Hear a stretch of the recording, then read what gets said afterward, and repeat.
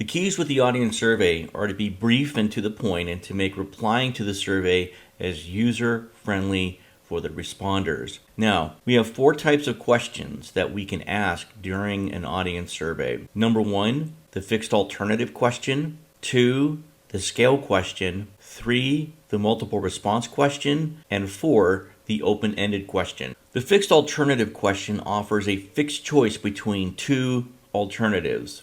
The purpose for asking the fixed alternative question is to establish the listener's knowledge and their degree of involvement with the topic. Now, by asking the fixed alternative question, you are limiting the response to produce clear-cut answers. Let's take a look at an example as to what that may look like. Do you smoke at least 1 cigarette a day? Yes or no? Did you vote in the last presidential election? Yes, no, not sure.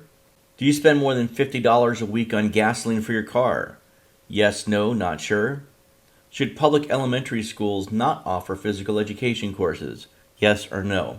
You're asking your audience a question, and you're really limiting how many responses they can choose from. Now let's take a look at the scale questions. Scale questions are used to gain more accurate information about the audience members to gain an understanding about how they fit in a range of possible responses to a question. Now, the range of possible responses is usually made into a fixed interval along a scale. Now, the scale questions are similar to the fixed alternative questions, but provide the respondents more options. Here, we are offering and trying to get a glimpse of the attitudes of the listeners toward a particular topic. Let's take a look at examples of the scale question. The federal government should mandate a $250 annual tax that will be exclusively used to pay off the national debt. And here you'll see that we go from strongly agree all the way to strongly disagree. And then we have strongly agree, somewhat agree, not sure, somewhat disagree, to strongly disagree. That's what we're talking about regarding fixed intervals. The legal drinking age should be raised to 25 years old. Strongly agree, somewhat agree, not sure, somewhat disagree, strongly disagree. Multiple response questions give the respondent numerous alternative answers from which they can choose. Now, using the multiple response strategy is effective when collecting demographic information. Here are examples of the multiple response question. What age group do you belong? And you can see that we have numerous age groups that we want our audience member to circle. What is the highest degree of completion? And here you see the different levels of education. Your household income is in which range? And you could see ranges of income that you may want your audience to select if that was what your speech topic required.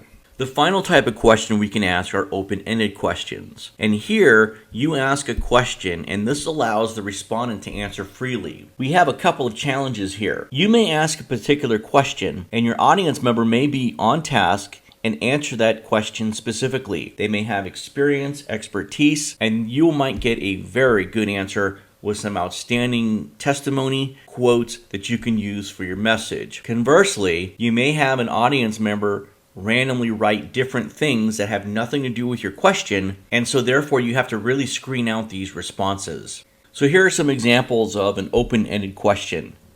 How do you feel about the proposal to ban alcohol on campus? Why do you think America is facing such an obesity problem?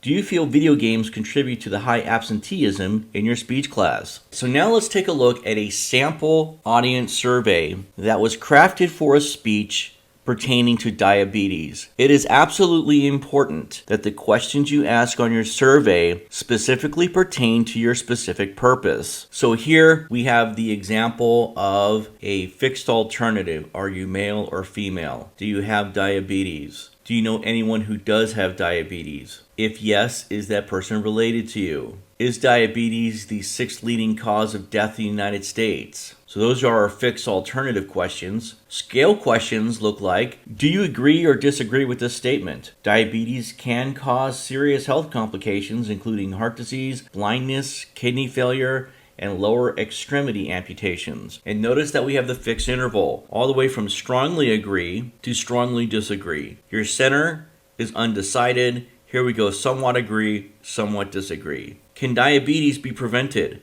Strongly agree, undecided, somewhat disagree, strongly disagree. Now we're starting to look at perhaps some multiple response questions.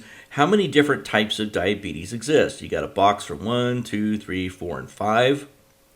Here we have a multiple response. We're trying to get some demographic information. And which cultural group best describes you?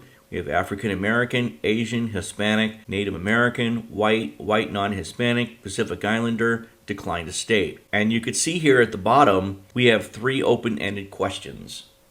Now, as we start to work on gathering data for our audience survey, I would recommend that we have maybe 2 to 3 fixed alternatives, 3 to 4 scale questions, maybe 2 to 3 multiple response, and maybe 1 open-ended question for your audience surveys. So here we've taken a look at the 4 types of questions that make up an audience survey. We understood why we would ask these different questions. And then finally, we looked at a sample survey that you would create and distribute to your classmates.